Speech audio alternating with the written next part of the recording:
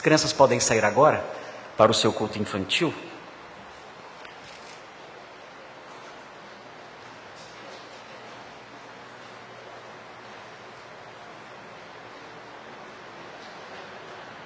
Nós vamos iniciar hoje o estudo de Apocalipse 21, os versículos 1 a 8.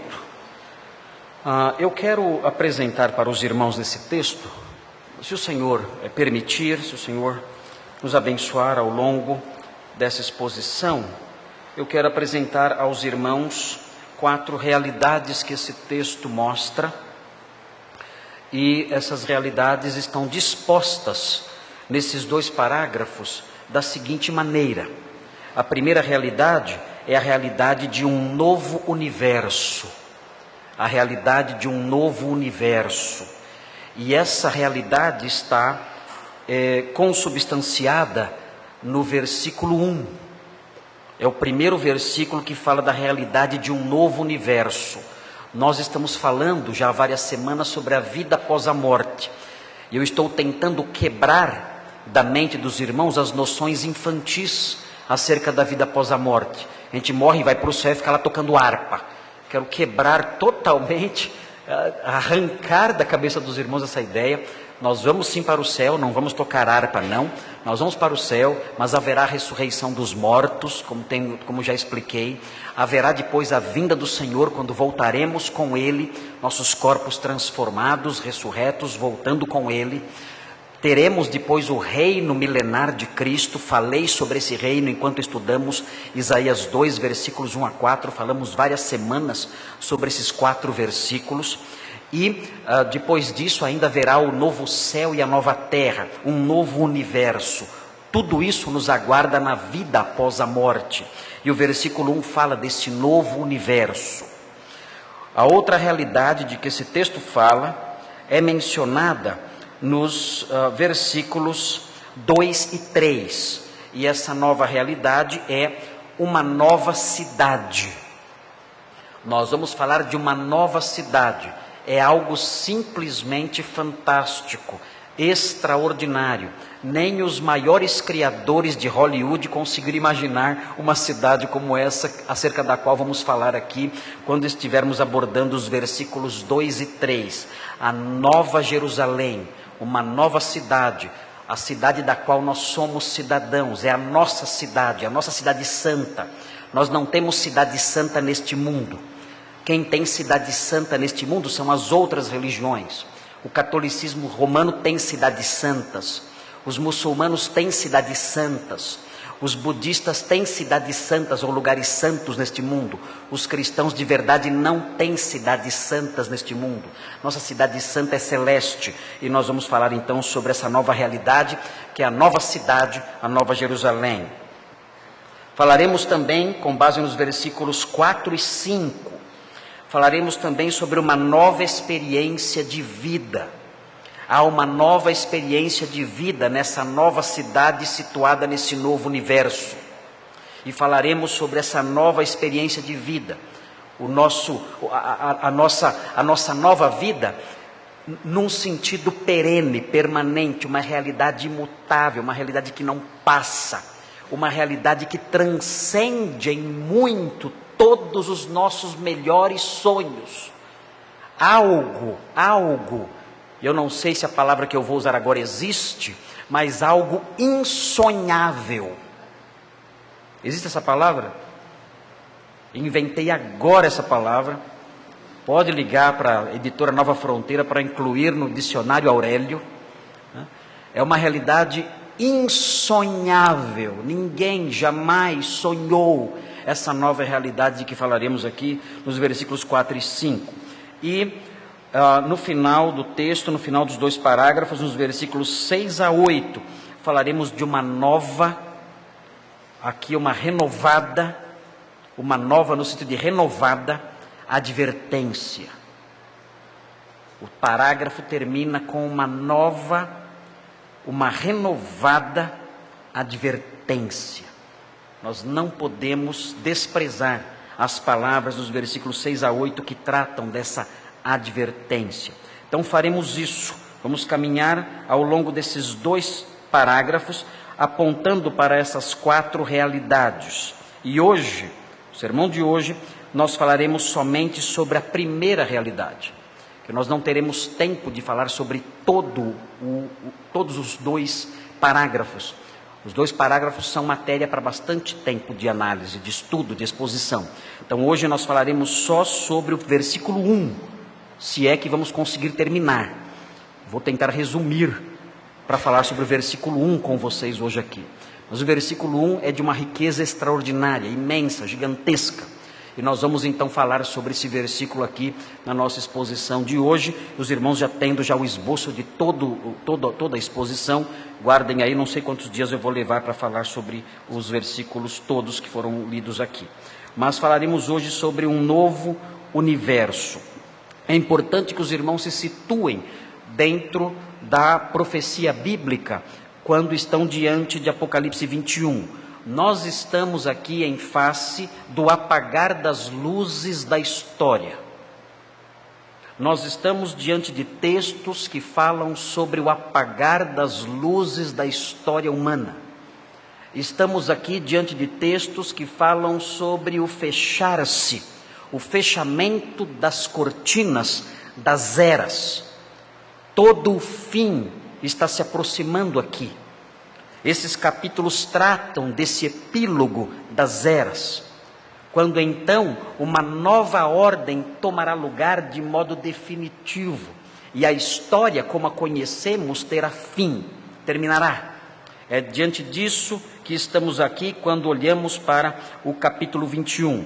E é importante que os irmãos também conheçam a cronologia dos atos que culminam no capítulo 21. É importante que os irmãos observem que nos sermões passados, nos últimos sermões que eu preguei, acho que os últimos 4 sermões que eu mencionei, que eu apresentei aqui, eu falei sobre o reino milenar. E o capítulo 20 fala sobre o reino milenar. Se os irmãos virarem a página da Bíblia, voltarem um pouquinho para trás, os irmãos verão no capítulo 20 uma menção do milênio, do reino milenar, de que Isaías 2 fala. É importante que os irmãos estejam atentos para entender essa cronologia. Nós falamos sobre esse reino com base não em Apocalipse, ainda que tenhamos feito remissões ao texto do Apocalipse. Nós falamos sobre o milênio com base no texto de Isaías 2. Os irmãos veem aí no capítulo 20, os versículos 1 até o 3 falam desse reino, os versículos 4 a 6 também falam desse reino, e se os irmãos olharem os versículos 7 a 10, os irmãos verão como esse reino vai terminar. O reino de 1000 anos vai acabar. O reino messiânico de 1000 anos, o Senhor reinando no trono de Davi, durante 1000 anos, é um reino que tem um termo final. E como acaba esse reino? Esse reino, os versículos 7 a 9 dizem, observem, diz assim, os versículos 7 a 9 dizem: quando porém se completarem os 1000 anos, é o término do milênio, Satanás, que tinha sido preso no começo dos 1000 anos, será solto da sua prisão, e sairá a seduzir as nações que há nos 4 cantos da terra, Gog e Magog, a fim de reuni-las para a peleja. Nós estudamos nos sermões passados, falamos que durante o milênio, as pessoas que entrarem vivas para o milênio, elas terão filhos, e esses filhos terão seus filhos também por sua vez, e a população toda do mundo então continuará tendo aí o seu crescimento normal, o seu avanço normal, e surgirão então, nascerão então pessoas que não terão fé no Messias, estarão sujeitos ao Messias apenas nominalmente. A Bíblia diz que no final dos 1000 anos, Satanás será solto e seduzirá as nações e conseguirá juntar um grande exército de pessoas que se sujeitavam ao rei de má vontade. E o texto diz que essas nações são como o número de grãos de areia que há no mar. O texto diz: o número dessas é como a areia do mar. Um grande exército. Marcharam, diz o texto, então pela superfície da terra e sitiaram o acampamento dos santos e a cidade querida, Jerusalém terrena. Desceu, porém, fogo do céu e os consumiu. É assim que termina o milênio, com a destruição de todos aqueles que se rebelaram contra o rei ao fim desse período milenar. É interessante notar isso, porque isso faz com que algumas teorias acerca do comportamento humano caem por terra. Muitas pessoas dizem que o homem é produto do meio. As pessoas são más porque o meio ambiente, o ambiente é mau. Então, é aí que está o problema da maldade. O ser humano, dizem, ele é intrinsecamente bom. Ele tem um coração bom. Há bondade em você. Nós vemos isso sendo apregoado todos os dias na televisão, nos filmes de Hollywood, nas novelas. Há bondade em você.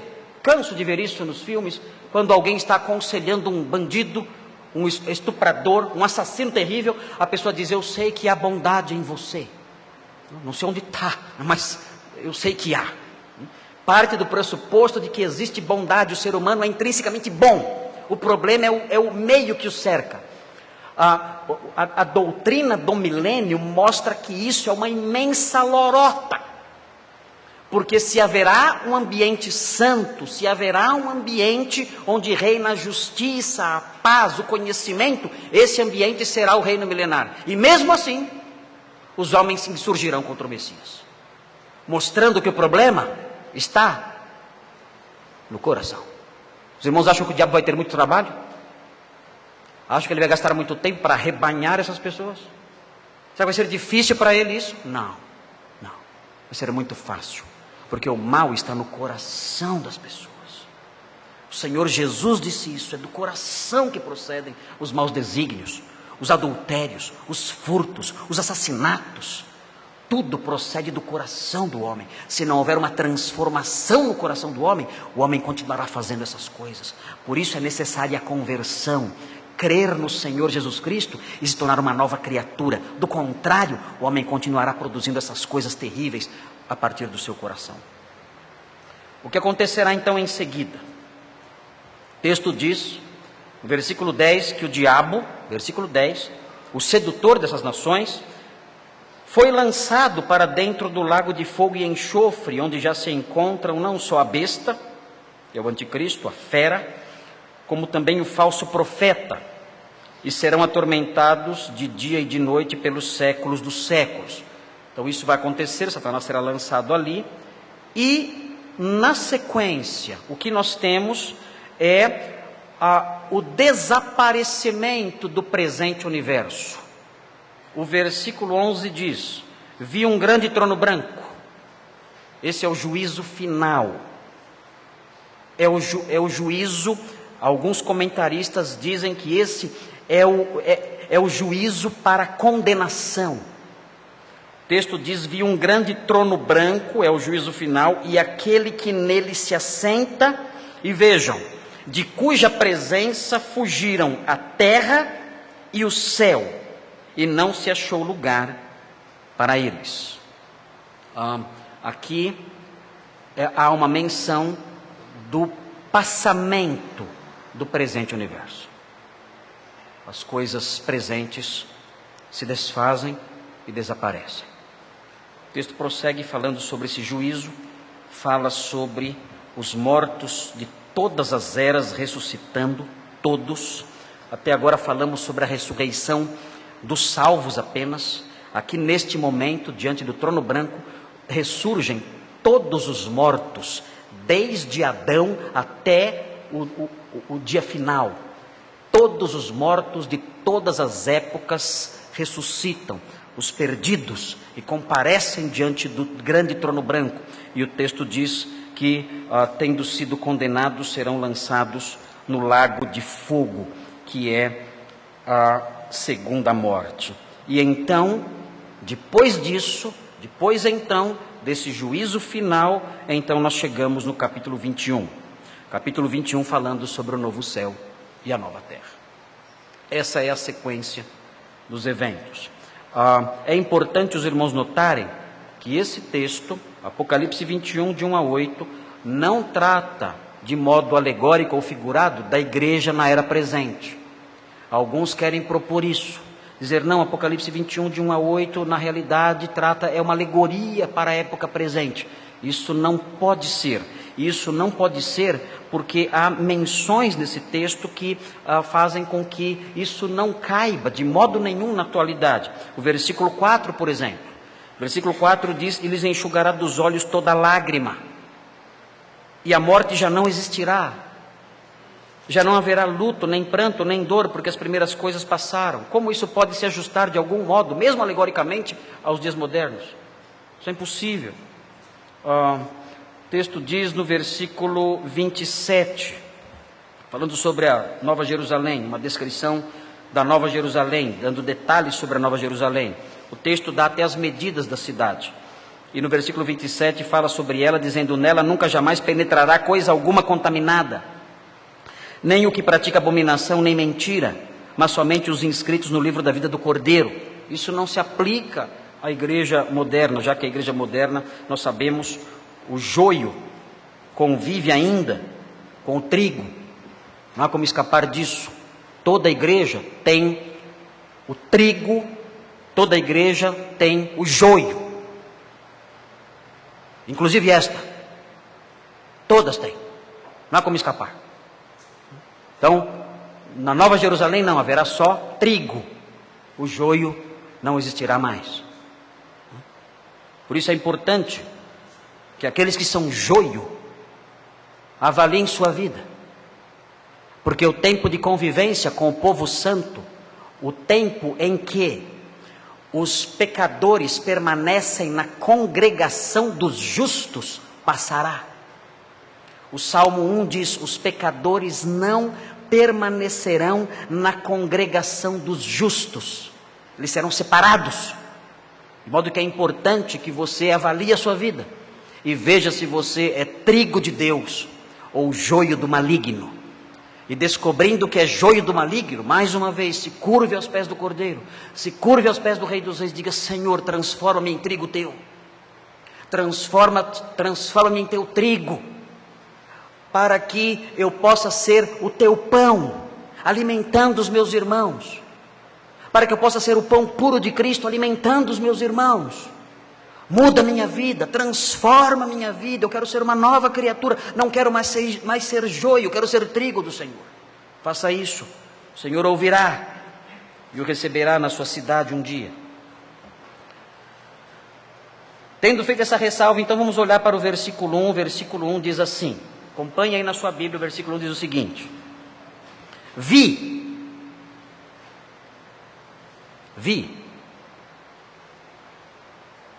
Temos uma testemunha ocular aqui. Isso é importante. É importante sabermos que João viu. Ele não ouviu dizer, ele não imaginou, ele não inventou, ele não teve ali algum insight, alguma percepção interior. Ele não deu asas à sua imaginação e começou a criar uma Nárnia, uma Camelot. Nada disso. O texto diz que ele viu. Ele diz: então eu vi. E é importante termos uma testemunha ocular aqui, porque isso nos dá certeza. Quem está dizendo isso é um homem fidedigno. Nós não estamos diante de uma testemunha ocular corrupta. Nós não estamos diante de uma testemunha ocular corrompida, cuja palavra você não pode confiar. Nós estamos diante de uma testemunha ocular que é um apóstolo de Jesus Cristo, um verdadeiro. Não os piratas que tem hoje em dia por aí. Esses não acreditam em nenhum. Todos são mentirosos, todos, sem exceção.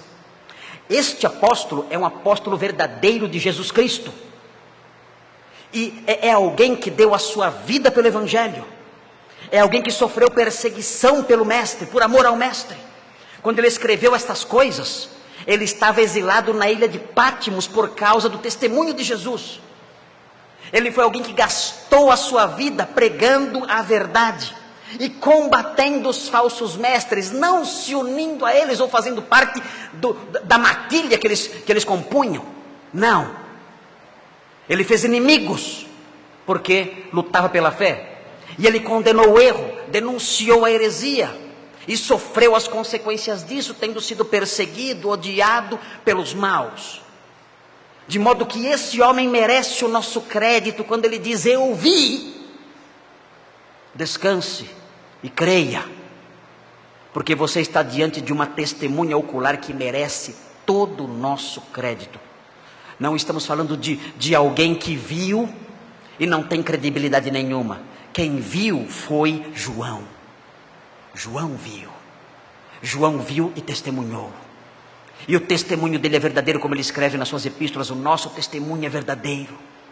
Confiem no nosso testemunho, porque o nosso testemunho é verdadeiro. Ele viu, eu posso confiar naquilo que ele viu. Hoje em dia, há pessoas que dizem ter visto coisas. Há pessoas que dizem que foram ao céu e viram coisas. Gravam CDs, depois contando para vender. Eu já vi CDs gravados narrando como foi a minha visita ao céu. E a pessoa conta como ela foi para o céu e passeou por lá e ouviu coisas muito bonitas e inclusive escutou alguns segredos que não podem contar para ninguém. Isso dá mais emoção à narrativa desses falsos mestres. Eles falam: tem coisa que eu não posso falar, que eu vi lá, que eu não posso contar para ninguém, é coisa só entre eu e Deus aqui, mas ninguém pode saber. E essas lorotas todas. E as igrejas chamam esses homens, e esses homens fazem conferências e cobram caro por suas conferências e vendem os seus materiais, os seus CDs, e ganham dinheiro com isso, enganando as pessoas.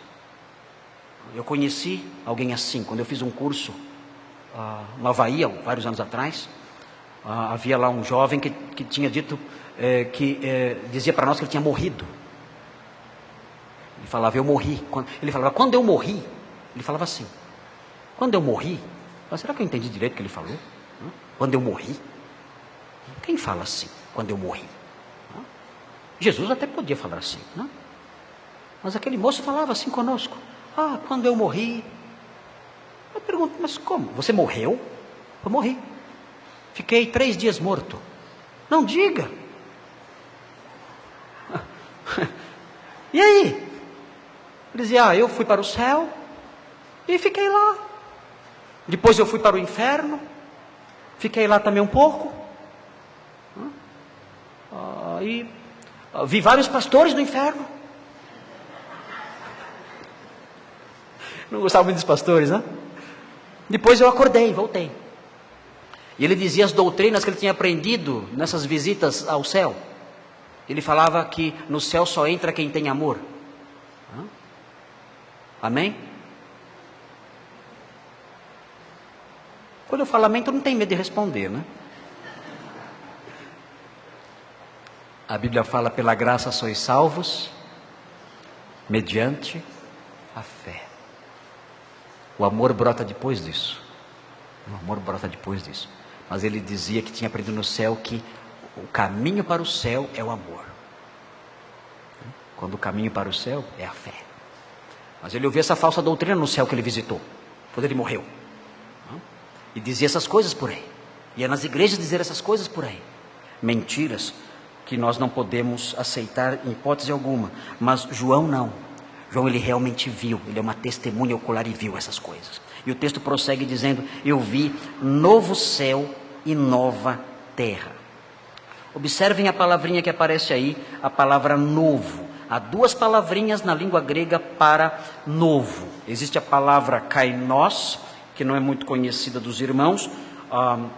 Ela não entrou de maneira nenhuma para o nosso vocabulário, ela não foi aportuguesada para nós. Existe a palavra neos. Neos é uma palavra que nós usamos. Nós falamos de neo-ortodoxia, neoliberalismo. Neo significa novo e kainos também significa novo. As 2 palavras são sinônimas. Você pode usar tanto kainos quanto neos, que significa a mesma coisa. Mas Parece que kainós significa especialmente novo, em termos não tanto de tempo, mas em termos de qualidade. Isso porque esse novo céu e essa nova terra terão qualidades diferentes. Primeira qualidade diferente, é um céu e uma terra que não passarão. É um céu e uma terra que são incorruptíveis. É um céu e uma terra novos nesse sentido, nessas qualidades que tem. Há coisas diferentes nesse novo céu e nessa nova terra. Veja, por exemplo, o versículo 23, algo diferente aqui. O versículo 23 fala de algo novo, algo diferente nesse universo. É um universo diferente do nosso. Vejam, o texto diz no versículo 23, a cidade não precisa nem do sol, nem da lua. Parece que esse novo céu e essa nova terra não tem sol e lua.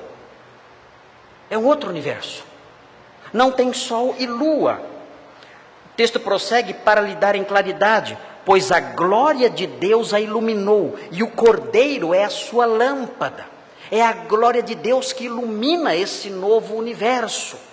Se os irmãos olharem o versículo 25, vejam, as suas portas nunca jamais se fecharão de dia, porque nela não haverá noite.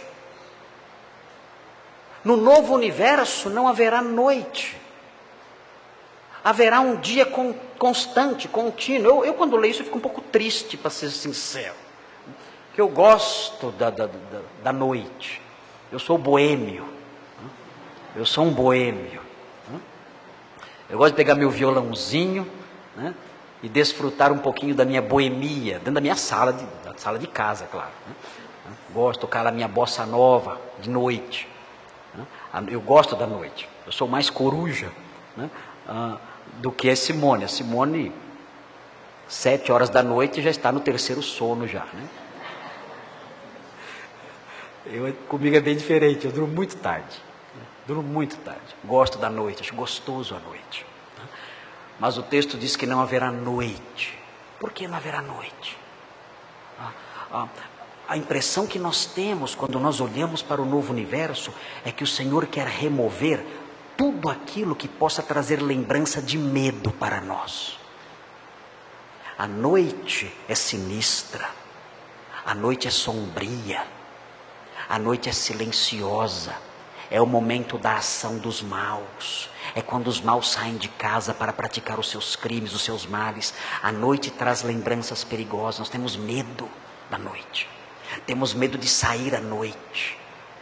Então parece que o Senhor vai remover essas coisas para que nós não tenhamos sequer lembrança delas.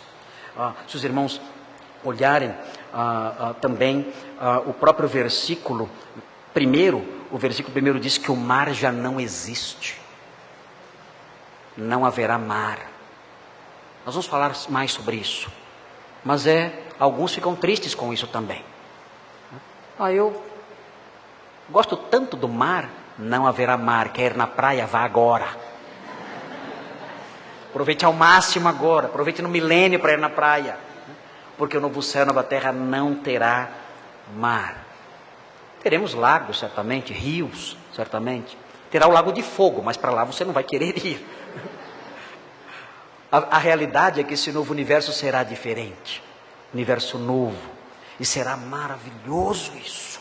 É um novo céu e uma nova terra. Não teremos sol, não teremos lua, não teremos noite, não teremos mar. Algo novo, algo diferente. E por que será assim? Por que esse novo universo será assim? Os irmãos se lembram quando eu falei para os irmãos sobre a ressurreição dos mortos? O Senhor, o apóstolo Paulo, falando por inspiração do Senhor, dizia que o estado do homem sem corpo, né, o homem desencarnado, quer falar a palavra desencarnado, lembra um pouco o espiritismo, né? Mas a alma sem o corpo, Paulo chamava de estarmos nus. Paulo comparava o corpo como se fosse uma vestimenta. Ele comparava com uma tenda e depois comparava com uma vestimenta. A Bíblia diz que nessa nova realidade, já estudamos isso, nós teremos corpos novos, teremos uma roupa nova, um corpo incorruptível, um corpo que não envelhece, um corpo que não apodrece, um corpo que não vai se detratando. É isso que nos aguarda, nós aguardamos isso, o corpo da ressurreição. O apóstolo Paulo anelava por isso, pela transformação do corpo, quando o que é mortal vai ser absorvido pela imortalidade, o que é corruptível será absorvido pela incorruptibilidade. Paulo esperava isso, nós esperamos isso também, o nosso corpo vai se corrompendo. Acabamos de orar pela Ceile. Os irmãos oraram por minha vida, pela minha saúde. Vários irmãos que vêm aqui à frente vêm orar pela sua saúde. Por quê? Porque o nosso corpo, ele é frágil. Ele se corrompe, ele adoece, ele padece, ele se desfaz. Mas o Senhor nos dará um corpo incorruptível. E este universo, o universo tal qual é agora, ele não se ajustará a essa nova realidade corpórea que viveremos. Teremos corpos gloriosos e incorruptíveis, de modo que o novo universo deverá se ajustar a isso também, ser um universo novo e incorruptível, se ajustando a essa realidade nossa. Imaginem, por exemplo, uma moça, uma jovem simples. Ela tem alguns vestidinhos em casa. Uma jovem dos seus 20 anos, talvez. E ela, sendo humilde, simples, ela tem alguns vestidinhos em casa. Mora num bairro simples, num lugar simples, tem suas roupas simples. Então um dia, o grande sonho de Cinderela acontece. Um príncipe a conhece. E o príncipe, grandioso, riquíssimo, diz para ela: eu quero convidar você para uma festa.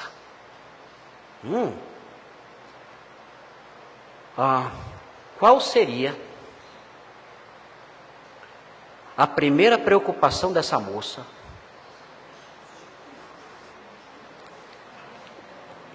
Se o príncipe dissesse isso, ele ia se preocupar com a saúde dela, com o dinheiro dela. Com o que ela iria se preocupar? Ela ia dizer assim: com que roupa eu vou? Eu não queria nem saber o nome do príncipe, nem de que país o príncipe é príncipe. Com que roupa eu vou? Eu não tenho roupa para ir na sua festa. Então ele diz assim: olha, eu vou levar você nas melhores lojas do mundo. E vou comprar para você o vestido mais caro que houver nessas lojas. E vou comprar para você sapatos maravilhosos, cravejados de diamantes e de rubis. E vou levar você numa loja de joias. E vou comprar colares, e brincos, e pulseiras. Nada de R$1,99, nada disso. Nada de bijuterias compradas na Avenida Paulista, lá nos marreteiros, não. Coisas caríssimas. Vou vestir você como nenhuma rainha neste mundo jamais se vestiu. Vou comprar perfumes para você. Perfumes Jequiti.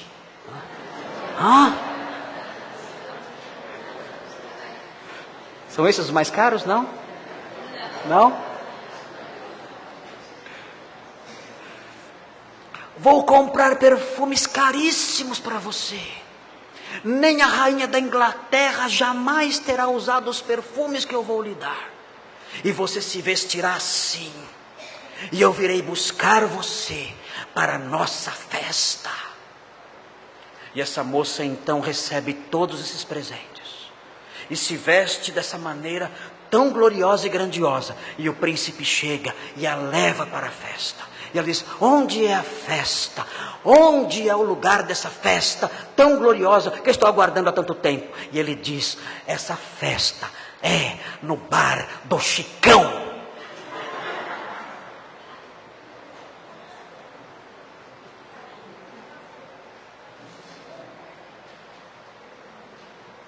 No bar do Chicão?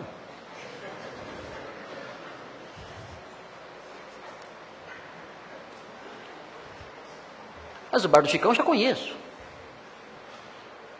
Para ir no bar do Chicão, eu vou com os meus vestidinhos mesmo. Não preciso disso tudo. Quando você, príncipe, me deu todos esses aparatos, eu imaginava que a festa seria num lugar que se ajustasse a essa nova realidade, a essas roupas. O bar do Chicão não se encaixa com essas roupas que eu estou usando. Não é adequado eu usar essas roupas no bar do Chicão. Com todo o respeito que eu tenho pelo seu Francisco. Mas não se harmoniza isso que você me deu com o lugar para onde você vai me levar. O Senhor sabe dessas coisas. O Senhor é o nosso príncipe, somos sua noiva. E o Senhor nos revestirá com um corpo glorioso e riquíssimo. Mas Ele não permitirá que nós desfrutemos disso por muito tempo no bar do Chicão. Não nesse universo corrompido. Não nesse universo que se deteriora. Não nesse universo marcado pela queda. O Senhor fará com que desfrutemos isso num novo universo.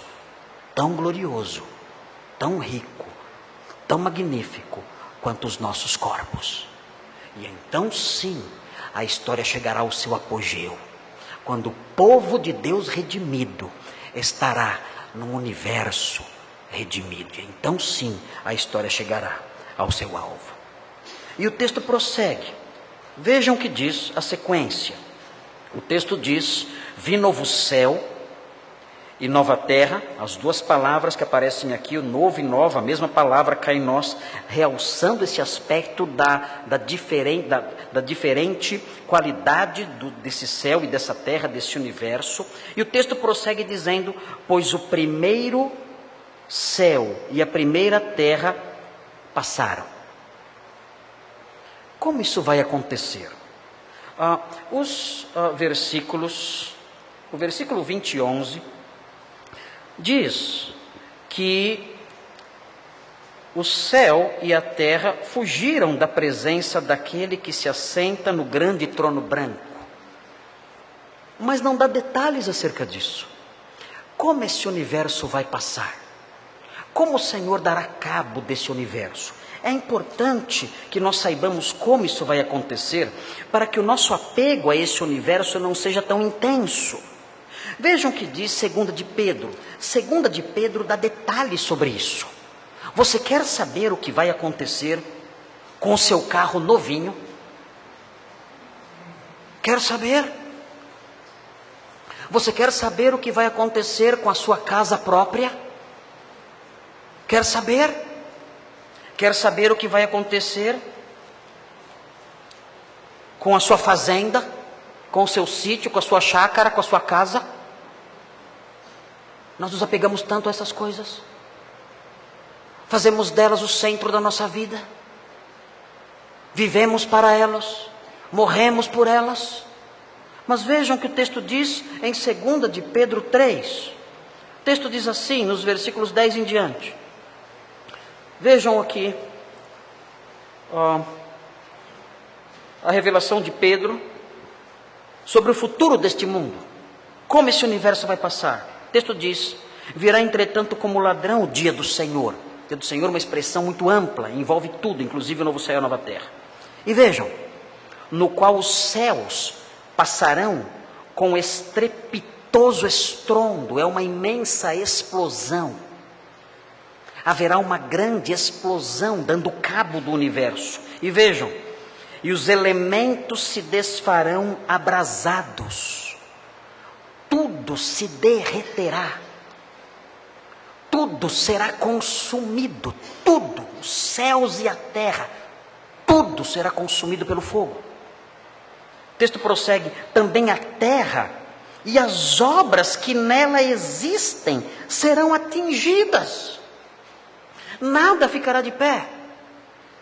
Este salão que construímos com tanta dedicação, as coisas que nós compramos, as coisas que construímos, nós temos que ter ciência, que temos que zelar por essas coisas, mas nós não nos podemos apegar a elas intensamente, porque a palavra de Deus diz que tudo isso passará. será consumido pelo fogo e não haverá mais nada disso e nem memória disso. O texto diz no versículo 11, em termos de aplicação: visto que todas estas coisas hão de ser assim desfeitas, deveis ser tais como os que vivem em santo procedimento e piedade. Ou seja, o apóstolo Pedro diz: não sejam pessoas materialistas, não sejam pessoas que fazem das coisas materiais o centro de suas vidas. Façam do centro das suas vidas a santidade de procedimento e a piedade, a reverência. É isso que tem que ser o centro da sua vida. Essas coisas todas vão se desfazer. E se elas vão se desfazer, valorizem outras coisas que não se desfazem. E o que não se desfaz? O santo procedimento, a piedade, a reverência pelas coisas de Deus. Nós vivemos dias em que há um procedimento vergonhoso até entre os crentes. Os crentes se comportam de modo vergonhoso. Crentes se vestem de modo vergonhoso. Crentes falam, usam uma linguagem, usam palavras vergonhosas. Crentes se relacionam uns com os outros de forma vergonhosa. Crentes nutrem amizades, namoros, noivados vergonhosos. E se preocupam muito mais com adquirir coisas materiais do que com o santo procedimento. Os crentes se igualam ao mundo, tendo um procedimento que não tem nada de santo. Pegam suas Bíblias, vão às igrejas, mas a vida dessas pessoas não reflete essa preocupação do apóstolo Pedro. Não há um santo proceder. Olhe para a sua vida e veja se há na sua vida um santo proceder. O mundo se afasta disso. Não há santo proceder no mundo. Mas conosco deve ser diferente. Devíamos ter um santo proceder diário. O texto diz que devemos também buscar a piedade. Piedade significa reverência em relação às coisas de Deus. Meus irmãos, eu creio, que se há um meio em que o nome de Deus é desrespeitado e blasfemado, esse meio não é o carnaval carioca, esse meio não é o carnaval paulista, esse meio onde o nome de Deus é desrespeitado e blasfemado continuamente, não são as baladas que há por aí. Essas pessoas nem lembram do nome de Deus. Se há um meio em que o nome de Deus é desonrado, blasfemado, desrespeitado, pisoteado, esse meio é o meio evangélico. É assustador. É assustador. Pessoas se comportam como animais e dizem: sabe o que é isso? Sabe por que estou rolando e latindo? Porque o Espírito Santo está atuando em mim. Blasfêmia. Blasfêmia. Outros dizem: eu reivindico de Deus isso, eu não aceito isso e reivindico aquilo. Blasfêmia contra Deus, que é Senhor de tudo. Se há um meio onde não há reverência diante de Deus, se há um meio onde as pessoas não se curvam humildemente diante dele, reconhecendo a sua glória, a sua santidade e sua soberania, esse meio é o meio evangélico atual. Pedro diz: as coisas vão passar, e a preocupação central de vocês não deve ser com as coisas que cercam vocês, esse universo material que os cerca, que atrai tanto vocês. Vocês deveriam se preocupar com o santo procedimento e com a piedade e a reverência. O nome de Deus é blasfemado no meio de vocês e por causa de vocês. Os pastores de vocês são estelionatários, são ladrões, são mentirosos, são falsos mestres. Os homens que há no meio de vocês são adúlteros, são hipócritas, fingem uma espiritualidade que não existe, As mãos que levantam na hora do louvor são as mãos que são usadas para imoralidades e furtos. E por causa disso, o nome de Deus é blasfemado no nosso meio. Nós deveríamos buscar o santo procedimento e a piedade, sabendo que tudo passará. E são esses valores somente que Deus leva em conta. O versículo 12 diz: esperando e apressando a vinda do dia de Deus. Não há como você apressar a vinda de Deus no sentido de você fazer com que aconteça mais rápido. Apressar aqui significa se comportar de modo que sabe que algo vai acontecer com urgência. Isso é o sentido da palavra apressar aqui. Comporte-se sabendo que algo vai acontecer com urgência. Então comporte-se como quem tem ciência dessa urgência. Esse é o sentido de apressar aqui. Por causa do qual os céus incendiados serão desfeitos e os elementos abrasados se derreterão. Esse é o fim do nosso universo. Quando o texto diz no versículo 1 que o primeiro céu e a primeira terra passaram, esse texto nos remete a 2 de Pedro 3, 10 a 13, e o texto de 2 de Pedro 3, 10 a 13 mostram como isso vai acontecer. Todo o universo acabará com fogo. E o versículo termina. O versículo diz que o primeiro céu e a primeira terra passaram e o mar já não existe. Por que o Senhor não vai permitir que o mar exista mais? Muitas pessoas, muitos comentaristas dizem que no livro do Apocalipse, o mar não é somente uma palavra que aponta para o aglomerado de águas, para os oceanos, ainda que esse sentido exista no Apocalipse. Mas dizem que há outros sentidos de mar em Apocalipse. E, seja qual for o sentido de mar em Apocalipse, o fato é que nenhum sentido do mar em Apocalipse vai permanecer. Nenhum. Por exemplo, em Apocalipse 13:1, o mar representa a origem do mal. A Bíblia diz, em Apocalipse 13:1, que a besta se levanta do mar. Então dá essa ideia de que o mar é a origem do mal, no capítulo 13, versículo 1. Se os irmãos olharem o capítulo 17, nos versículos 1 e 15, os irmãos verão que o mar são as nações que se rebelam contra Deus. É um outro sentido do mar. O irmão tem que ler o versículo 1 e depois ler o versículo 15. O versículo 1 menciona o mar, as muitas águas. O versículo 15 explica o que é o mar. O versículo 15 fala, no capítulo 17, que o mar são as nações. Se os irmãos olharem o capítulo 20,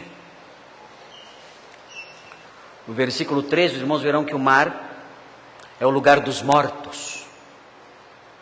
O Apocalipse tem 3 lugares de mortos.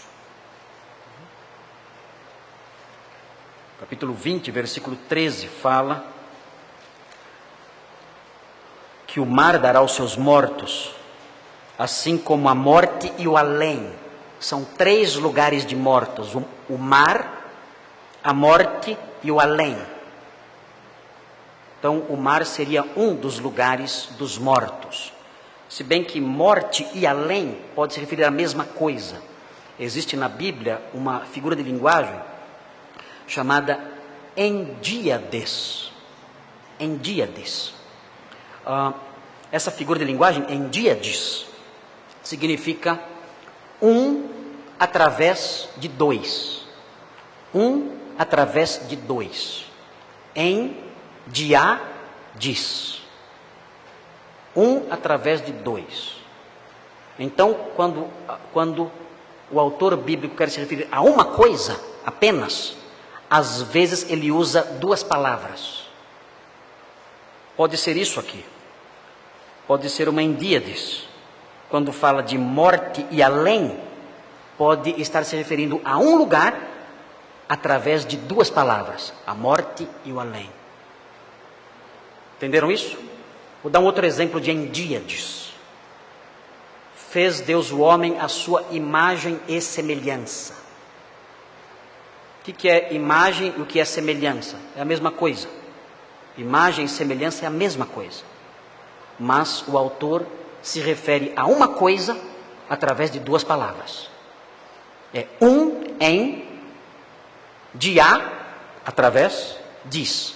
Um através de dois. Então, imagem e semelhança é uma coisa só. Mas é referido através de duas palavras. Eu sei que tem estudos, imagem é isso, semelhança é aquilo. Eu sei que está cheio disso aí. Irmão, vai procurar o que é imagem e semelhança, vai encontrar na internet um monte de estudo. Imagem é isso, semelhança é aquilo, imagem é o corpo, semelhança é a alma. É uma festa. Não é nada disso, tudo lorota. É uma endia disso, só isso.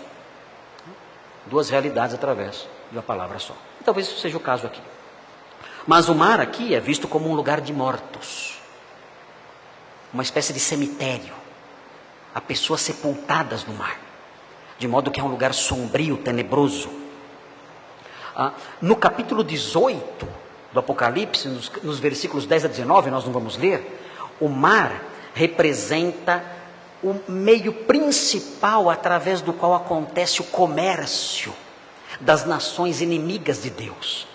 O comércio corrompido, o comércio que gera orgulho nas nações é feito através do mar. O mar é o veículo disso, é um veículo mau.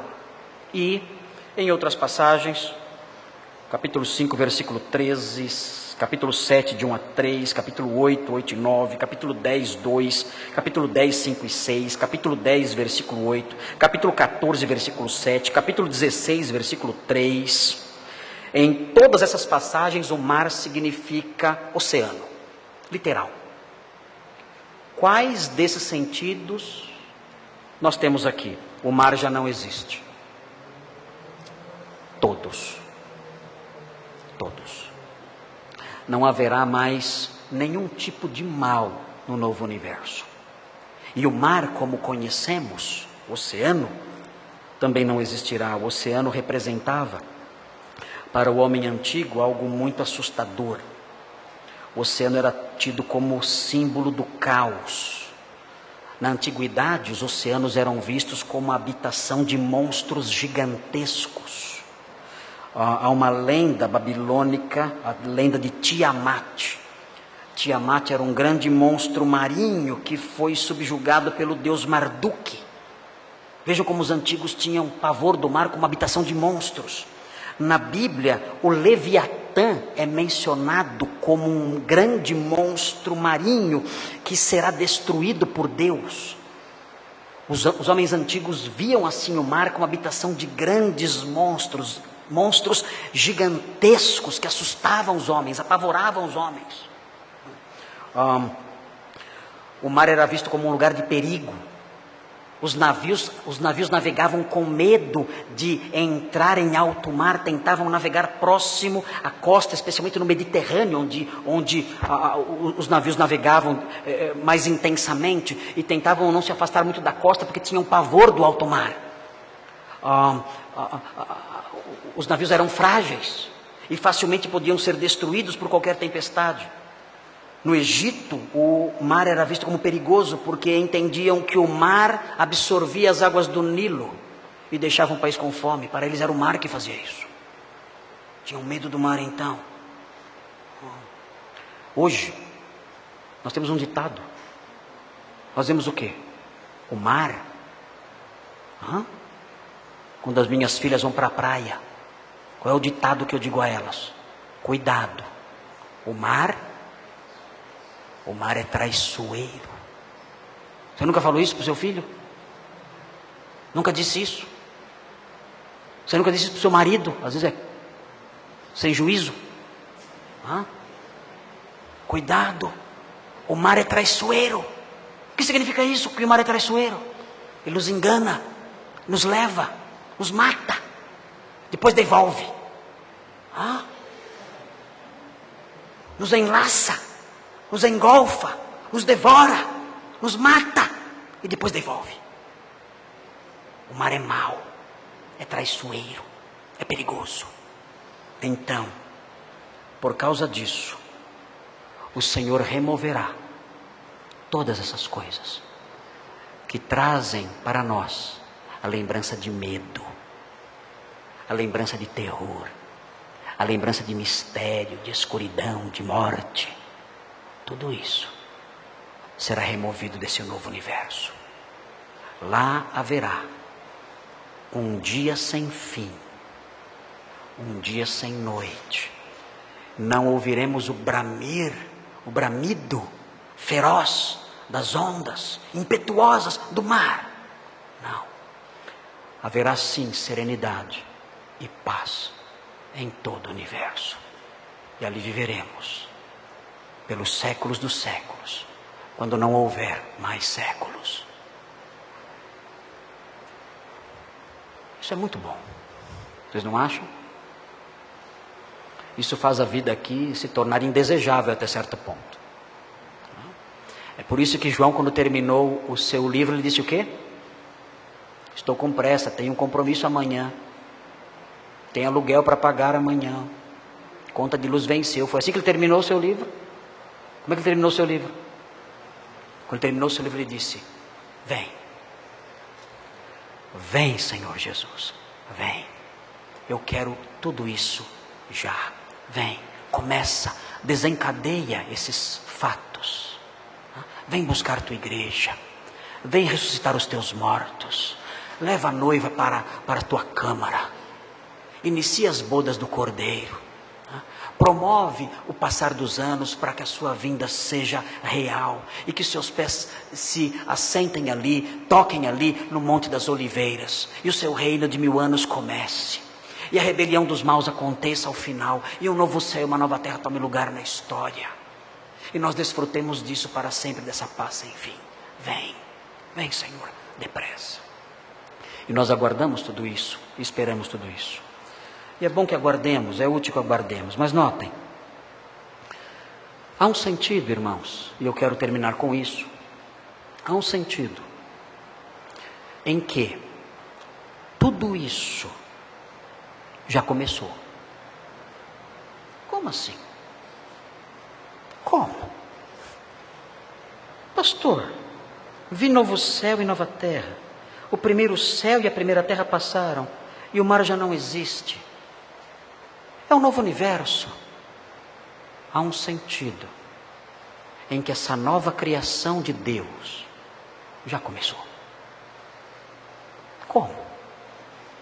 O apóstolo Paulo escreve assim: se alguém está em Cristo, é nova criação. O tradutor fez errado aí.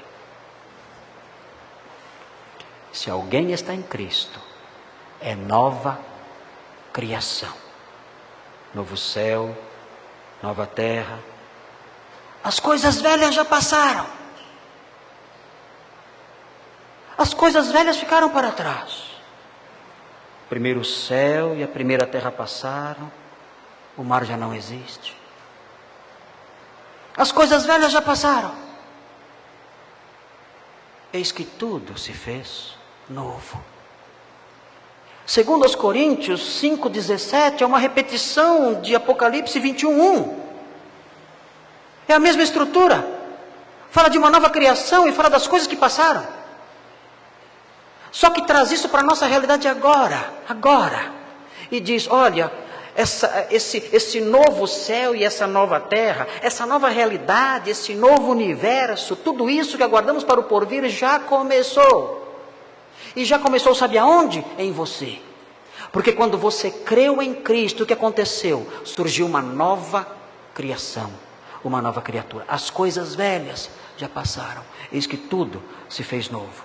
O que era velho e que agora não existe mais? Simples. Nós antes seguíamos fábulas. Nós seguíamos falsas religiões. Nós seguíamos falsos mestres. Nós seguíamos superstições. Essas coisas são coisas velhas, elas passaram. Hoje tentam impingir em nossa mente novas superstições, novas mentiras religiosas, novas religiões que são inventadas por aí com a capa de cristianismo tentando nos abraçar, mas nós deixamos tudo isso para trás. Nós somos novas criaturas, as coisas velhas já passaram, abandonamos de uma vez por todas as fábulas. O meio evangélico é repleto de fábulas, sabem por quê? Porque o meio evangélico está repleto de pessoas que não são novas criaturas.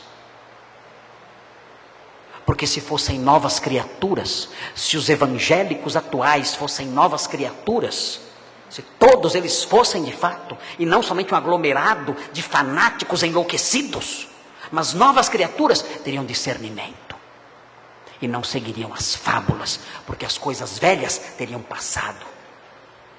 Muitos evangélicos foram para igrejas evangélicas e na realidade só mudaram de terreiro. Só mudaram de terreiro, porque o que vem nas suas igrejas é pior do que o que se vê num centro de umbanda. Mas o crente verdadeiro não. O crente verdadeiro abandonou as fábulas, as coisas velhas já passaram. Eis que tudo se fez novo. Ele crê na verdade, na doutrina pura de Cristo, e é só isso que reina em sua mente. Ele abandonou as imoralidades, as coisas velhas já passaram. Ele abandonou fornicações. A fornicação acontece entre pessoas que não são casadas. É a imoralidade sexual entre pessoas que não são casadas. O namorado com sua namorada, o noivo com sua noiva. O mundo é um mundo de fornicadores. Os jovens deste mundo são fornicadores. Os adolescentes deste mundo são fornicadores. A fornicação reina na nossa sociedade. É algo normal, é algo alardeado. É algo proclamado de cima dos telhados, do alto dos telhados. As pessoas não têm vergonha de dizer que são fornicadoras. Mas nós não. Somos novas criaturas, as coisas velhas já passaram. Nós abandonamos a imoralidade da pornografia, que é uma prostituição gráfica. Nós pagamos para ver.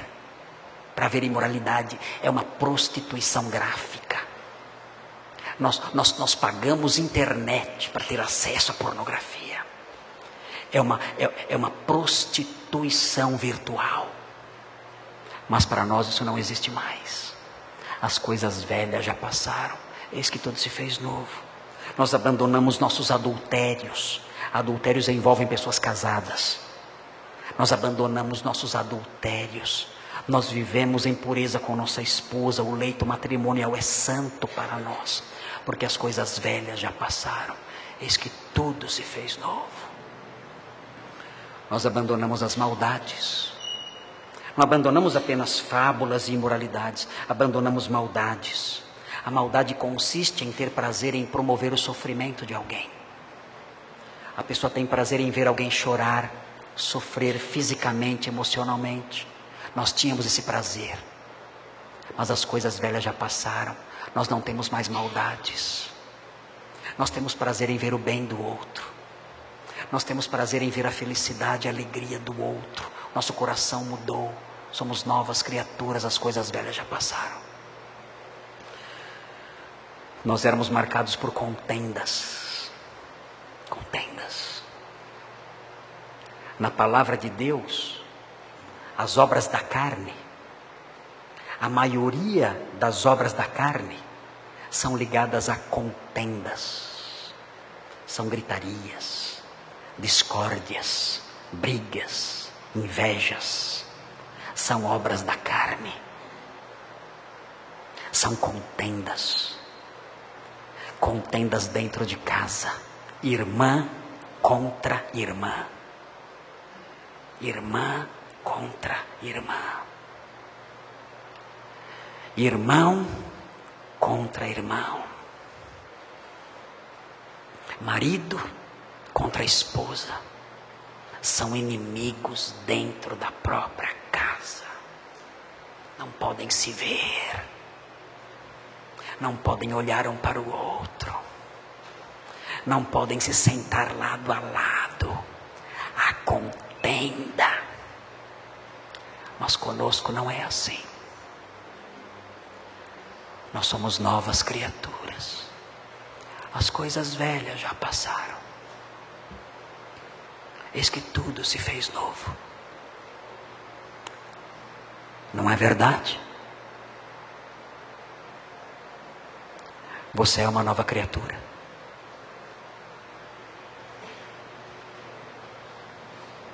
Você é uma nova criação.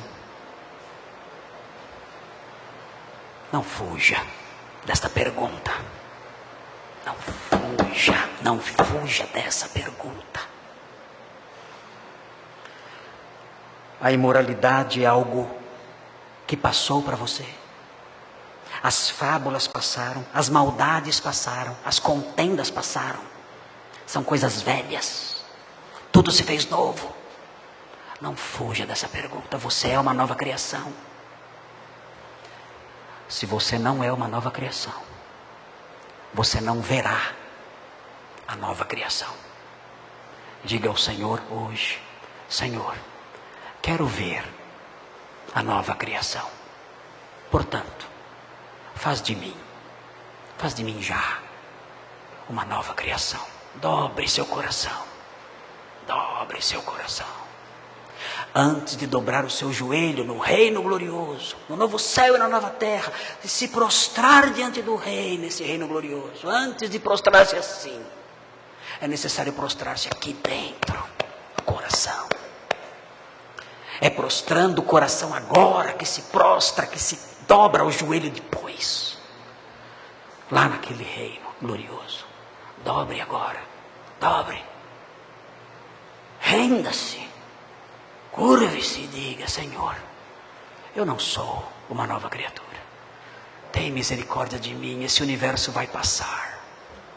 Tudo passará. O que é a vida? A vida é um sopro. Somos ervas apenas, florescemos, vicejamos e logo à tarde murchamos. A vida passa tão depressa. Somos tão frágeis. Tem misericórdia de mim.